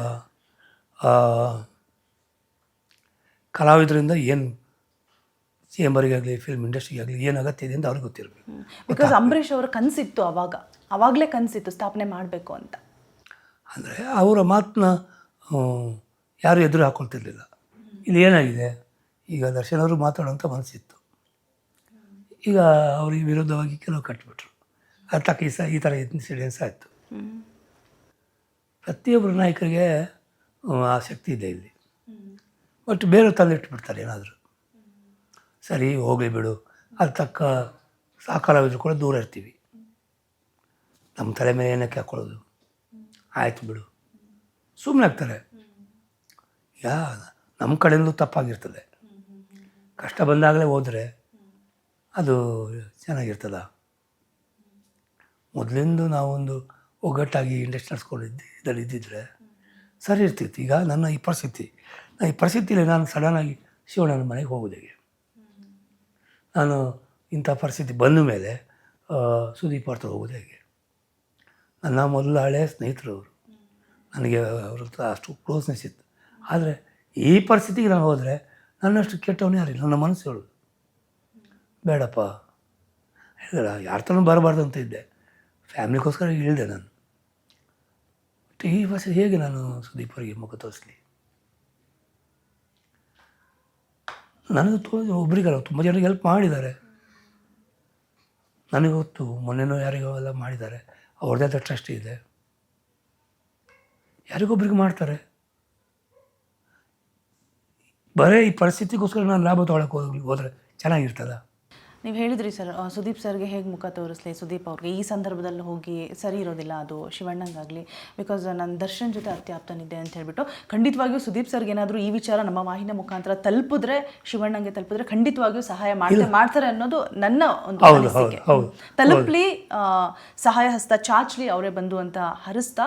ಸರ್, ಈ ನೀವಿರುವಂತಹ ಒಂದು ಸಿಚುವೇಶನಲ್ಲಿ ಎಷ್ಟು ಸಹಾಯ ಮಾಡಿದ್ರೂ ಕೂಡ ಕಮ್ಮಿನೇ. ಆ್ಯಂಡ್ ಸಾಕಷ್ಟು ಜನ ಅಭಿಮಾನಿಗಳು ಆಗಿರ್ಬೋದು, ನಾಯಕ ನಟರಾಗಿರ್ಬೋದು, ಫಿಲ್ಮ್ ಚೇಂಬರ್ ಎಷ್ಟು ಸಪೋರ್ಟ್ ಮಾಡಿದೆ ಗೊತ್ತಿಲ್ಲ ನನಗೆ. ಸೊ ಒಂದಷ್ಟು ಕಡೆಯಿಂದ ನಿಮಗೆ ಸಹಾಯ ಹಸ್ತ ಚಾಚ್ತಾ ಇದ್ದಾರೆ, ಹೆಲ್ಪ್ ಆಗ್ತಾ ಇದೆ ಅಂತ ಗೊತ್ತಾಗಿದೆ. ಸೊ ನಮ್ಮ ವಾಹಿನಿ ಕಡೆಯಿಂದನೂ ಕೂಡ ನಿಮಗೆ ಒಂದು ಚಿಕ್ಕದಾಗಿ ಸಹಾಯ ಹಸ್ತ ನಮ್ಮ MD ಕಡೆಯಿಂದ ಬಂದಿರೋದು, ರಾಮಚಂದ್ರ ಅವರು, ಶಿವಮೊಗ್ಗ.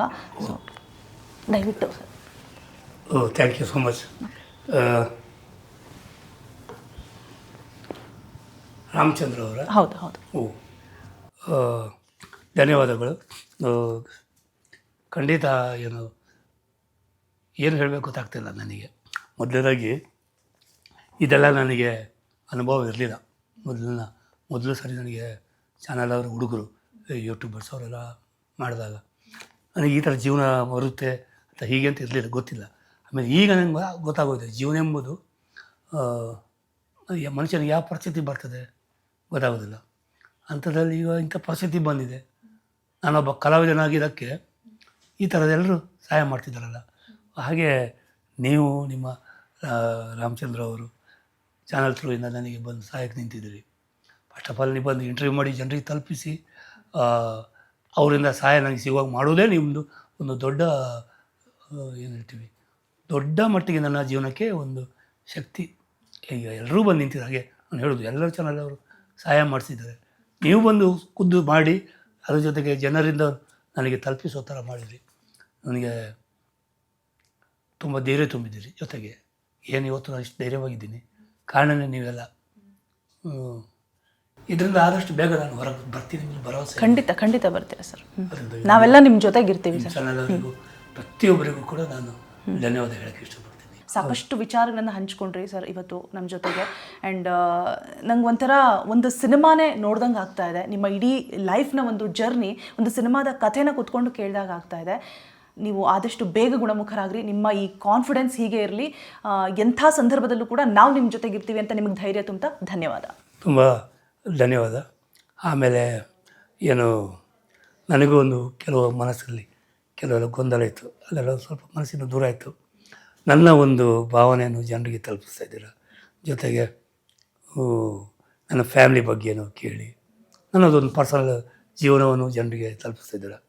ನಿಮಗೂ ನಿಮ್ಮ ಚಾನಲ್ ಎಲ್ಲ ಯಾರಿದ್ದಾರೆ ಎಲ್ಲ ವರ್ಕ್ ಮಾಡೋರಿಗೆ ನಾನು ಹೃದಯಪೂರ್ವಕ ಧನ್ಯವಾದ ಹೇಳ್ತೀನಿ. ಇದ್ರ ಜೊತೆಗೆ ಭಾಳಷ್ಟು ಜನ ಬಂದು ನನಗೆ ಸಹಾಯಕ್ಕೆ ನಿಂತಿದ್ದೀರಿ. ನಿಮ್ಮನ್ನು ಜೀವನ ಪೂರ್ತಿ ನಾನು ಚಿರಋಣಿಯಾಗಿರ್ತೀನಿ. ಆಮೇಲೆ ಎಲ್ಲ ನಾಯಕರಿಗೂ ನಾನು ಧನ್ಯವಾದ ಹೇಳೋಕ್ಕೆ ಇಷ್ಟಪಡ್ತೀನಿ. ನಮಸ್ಕಾರ. Thank you. ಇದಾಗಿತ್ತು ಇವತ್ತಿನ ವಿಶೇಷ ಕಾರ್ಯಕ್ರಮ. ಮತ್ತೊಂದು ವಿಶೇಷ ಎಪಿಸೋಡ್ನೊಂದಿಗೆ ಮತ್ತೆ ನಿಮ್ಮ ಮುಂದೆ ಹಾಜರಾಗ್ತೀನಿ. ಅಲ್ಲಿವರೆಗೂ ನೋಡ್ತಾ ಇರಿ ಅಶ್ವವೇಗ ನ್ಯೂಸ್. ಇದು ಸತ್ಯಾನ್ವೇಷಣೆಯ ಓಟದಲ್ಲಿ.